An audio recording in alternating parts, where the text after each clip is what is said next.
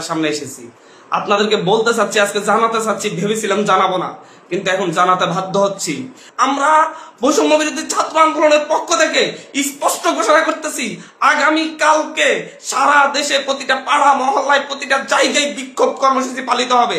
আর আগামী কালকের পরে পরশুদিন থেকে সর্বাত্মক অসহযোগ আন্দোলন পালিত হবে। সর্বাত্মক অসহযোগ, কোন ট্যাক্স দেওয়া হবে না এই সরকারকে, এই সরকারের অফিসে যাওয়া হবে না, কেউ তার অফিসে যাবে না, কেউ তার সরকারি বেসরকারি সকল অফিস বন্ধ থাকবে, সচিবালয় বন্ধ থাকবে, এভরিথিং বন্ধ থাকবে। গণভবনে কোনো বাস গাড়ি ঢুকবে না, বঙ্গভবনে কোনো গাড়ি ঢুকবে না, এভরিথিং অফ থাকবে।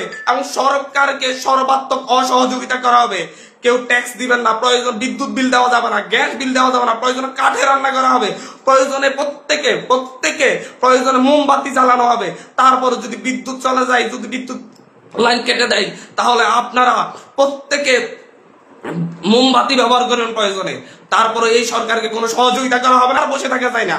আমরা সারা দেশের ছাত্র, নাগরিক, অভিভাবক যে অবস্থানে আছেন, মা বোন প্রত্যেককে বলবো, আগামীকাল থেকে আপনারা প্রত্যেকে রাজপথে থাকবেন, প্রত্যেকে প্রতিটা বাড়ি থেকে রাজপথে থাকবেন। আপনারা কেউ ঘরে বসে থাকবেন না, এটা আপনাদের দায়বদ্ধতা। আপনাদেরকে বলতেছি, প্রতিটা লাশের রক্তের প্রতি আপনাদের দায়বদ্ধতা আছে, প্রতিটা শহীদের রক্তের প্রতি আপনাদের দায়বদ্ধতা আছে।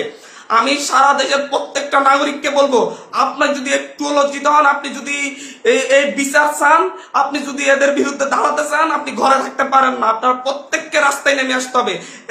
প্রতিটা সিঙ্গেল মানুষকে আপনি প্রয়োজন আপনার বিল্ডিং এর নিচে এসে অবস্থান করুন, বিল্ডিং এর সবাই মিলে, বিল্ডিং কমিটি, প্রতিটা ভবনের কমিটির আপনারা মিটিং ডাকুন, মিটিং ডেকে সিদ্ধান্ত নিন, সবাই একত্রিত হয়ে নামবেন। প্রতিটা মহল্লায় আপনারা সিদ্ধান্ত নিন, আপনারা প্রত্যেকে একত্রিত হয়ে নামবেন, রাস্তায় থাকবেন। স্পষ্ট বার্তা, প্রত্যেকে নিজ নিজ অবস্থান থেকে নেমে আসবেন।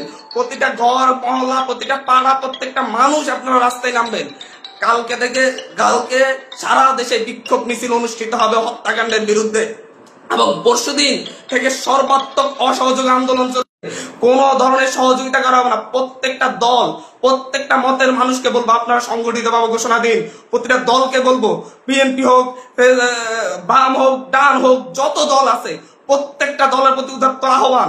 ধর্মভিত্তিক দল হলে ধর্মভিত্তিক দল, ডান দল হলে ডান দল, বাম দল হলে বাম দল, জাতীয় ঐক্যমতে প্রত্যেকে রাস্তায় নেমে আসবেন।